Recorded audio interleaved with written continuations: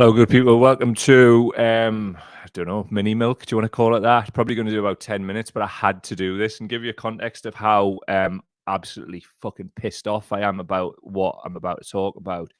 We'll have to get out this Airbnb in an hour. This is probably the only regular predictable internet I've got, so I have to say this.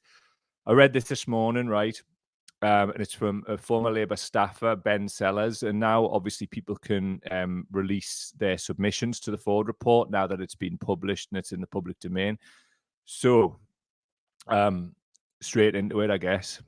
So, what we've got here, Ben Sellers, another short extract from my Forde Report submission. As a member of the social media team, I also experienced difficulties in dealing with the staff at Southside.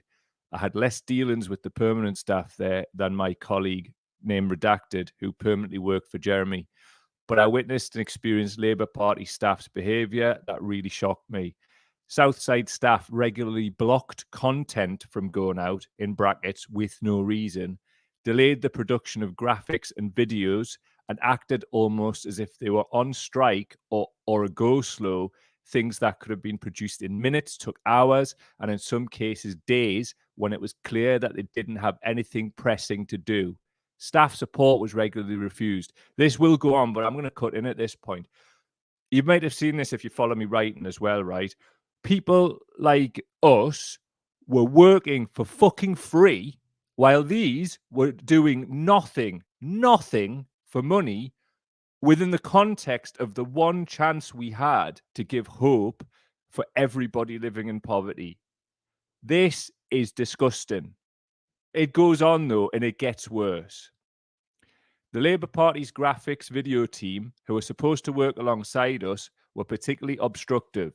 Often we would have to walk up to the 5th floor where they were working to ask why things were taking so long or why content had been blocked. Social media is 90% about speed and timing. Absolutely is. So it was extremely frustrating to have to keep chasing work. One particularly galling incident was when the graphics video team withheld some Ken Loach footage. I wish my dog would shut up. Zeb, shut up. Sorry, Zeb. Which had been couriered over to us from his office in Soho. We were perplexed as to why it hadn't turned up and eventually established that it had been delivered to that team several days before, but had sat at their desk without them notifying us. They knew that we were waiting for the footage, and clearly, in any case, if something is couriered to you in the middle of a general election campaign, the chances are it is extremely important. Again, I'll cut in at this point. That is meddling in the democratic process. Could it be any clearer? And also, it's gross misconduct. So why are these people not being sacked? As far as I know, these people are all still working for the Labour Party. So anyway, it goes on. My filmmaker colleague Simon Baker, who sadly died last year, was so overjoyed at receiving this footage, offcuts from Ken Loach's party political broadcast. Having visited the studios in Soho where Ken Loach was based and discussing with him how this footage could be used for social media, it still angers me that Simon had less time and was forced to work in a rush because of that team's behaviour. They were not the actions of political colleagues, nor even people in the same party. I cannot begin to tell you how apoplectic with rage I am. I mean, you can probably tell because obviously the context of what I'm doing here, when I really don't have time to do this, but I have to do this. I'm telling you now, right? These people are still working are they even working for the Labour Party? In line with all this other stuff we know about the culture there and the so-called compliance unit, about ringing bells and celebrating when they've suspended good party activists. Like, if you now still vote Labour or in any way like see them as some kind of tool of emancipation, then you lack self-respect. It's time we draw a line under this now. More and more this kind of thing is coming out. Now we look at how the media are reporting this now and the outcomes of the Forde Report versus what happened then. And the treatment that Corbyn and whatnot got from these absolute fucking ghouls in the media. Turns out Corbyn, as we know, could have beaten the Tory party by 2,227 votes spread across 7 marginal Tory constituencies. It references in the Forde report that this meddling was happening, but they couldn't say whether it affected the course of the election. Hello, logic calling. So we've got all these wankers working against what was happening. Meanwhile, on the outs, people like myself was in a stress position 16 hours a day with 3 devices working for fucking free. And I was turning down paid work at the time because I figured once we get this happening, it's better for everybody. And this is the one chance we have.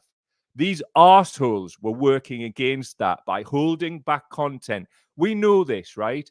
Like, we've built a following by being first sometimes, when we could, right? This whole thing ruined my fucking life. What that then unleashed was like a spinal surgery and subsequent recovery, which is only recently now, 5 years later, and all of the other complications that went on from that, better. These arseholes were sitting with their fingers up their fucking arse, doing nothing, actively working against a Labour government whilst taking money from the Labour Party, which was our subs, our money, also money from the trade unions as well. Like, if I just cannot countenance how anybody can still give these fucking dickheads any time at all. How can you do it? How can you play this game of fucking 5D chess? Oh, well, if Starmer does this, the lying bastards. They actively worked against us getting hope for millions of people living in poverty. And how do you know it's not going to be you next with this cost of living crisis? You don't. So many millions more are being dragged into this. Look at what Martin Lewis is saying. He's saying, like, while the Tory party piss about with this leadership bullshit, it's going to be too late in terms of the energy price cap rise. And this money that they're dishing out anyway is not going to be enough. So the whole system is fucked. Democracy is dead. We need root and branch reform, and it's got to start from people on the ground like you and I. That's why I'm taking time now to get this fucking shit out when I've got an hour to pack down this fucking Airbnb. Anyway, much love to all as ever. Gotta go, because I've got to start putting things in boxes and actually post this fucking podcast on the audio. Also, as well, if you want to support our work in the Time Honored Tradition, please go to patreon.com/Cow Daily. That's patreon.com/Cow Daily. Big up all the people who fucking know. Love you. Bye now. Fucking hell. Absolutely raging. Cunt. Bye. See you later.